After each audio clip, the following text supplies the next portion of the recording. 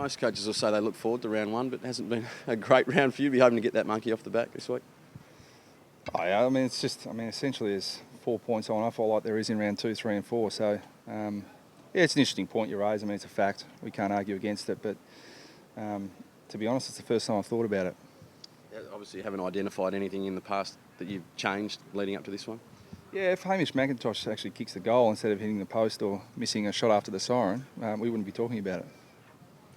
Selection-wise, Brad, Lockie Hansen obviously had an injury-interrupted lead up to round 1. Do you think is he ready to play? Well, he's certainly ready to get into full training, so we'll have to make an assessment on how he trains, his level of conditioning, because it won't be match conditioning. So, yeah, we'll have a choice to make there, I suspect. I think he'll be medically cleared to play, but that doesn't mean that the coaches tick off that it's in our best interest to play him. So, but the good news for us is that he's getting really close to being available. Selection-wise, the biggest headache this week, is it sort of finalising the forward line, or is the back line more the thing that's playing on your mind? Well, the midfield's still a bit of a thought too. No, we've got, there are no definites.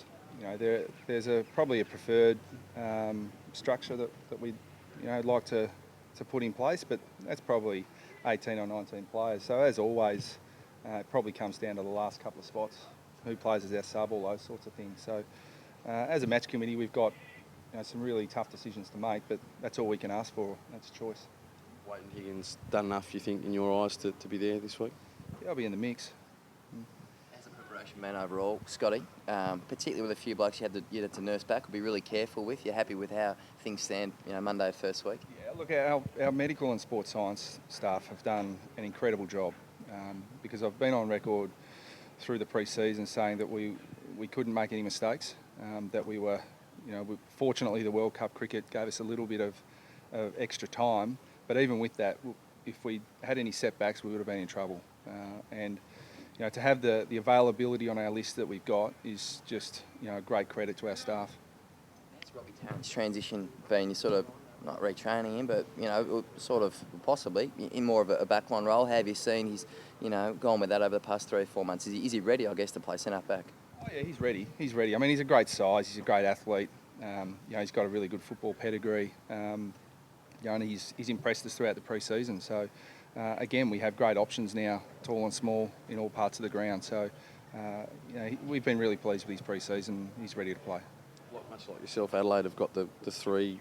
Well, you might not go in with 3 talls up 4, but they've got the 3 big guys up there and some smaller threats as well. I guess they pose a different sort of threat to a lot of sides.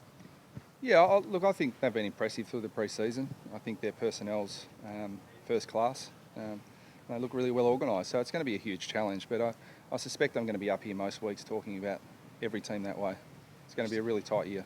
I guess in terms of what you pick in terms of height, though, how many? You talked in the past about being too tall on the forward line, but you can have the same at the other end as well, I suppose. Yeah, you can, and I've also said that it's not necessarily about height. It's about mobility. It's about ability to defend. It's how you are at ground level. So the height thing is probably overplayed a little bit. It's more how the mix works together and how the guys are able to adapt to the way the ball's coming in. The Crows still a bit of an unknown with Bill Walsh, and have you managed to take much out of their pre-season games? Well, you take out what you can, but history tells you that if you hang your hat on all that you've seen in the NAB Challenge, you'll be wrong somewhere along the line. We've been a case in point. We've prioritised other things other than getting our exact personnel together, playing our exact system, because we wanted to get game time into players. And so I think most sides are the same.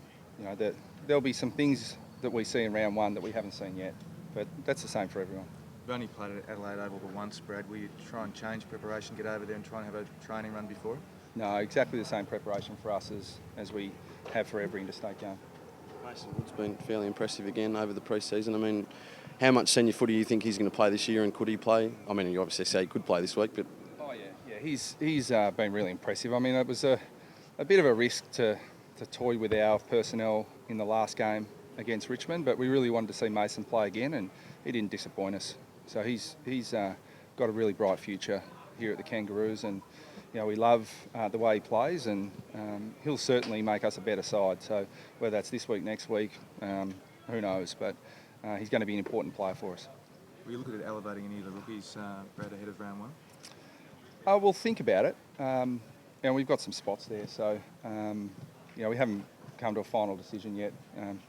Picking the team's the first thing, and then if we need to make any elevations, we will. Talk about Lee Adams and how he's going at the moment. I mean, talk that he might need to retire. Is that a bit over the top, or is he? Well, there's no information on that. I mean, I accept the article that you wrote, Nick, and I think it's your prerogative. But I think you've got to take some responsibility for sub-editors writing headlines like "a player may retire." Pigs might fly too. Like it staggers me that you can write an article that says this might happen and that may happen. I mean, the fact is he's got an appointment with a specialist in a week's time, and then we'll have some more information then. Right at the moment, it's pure speculation.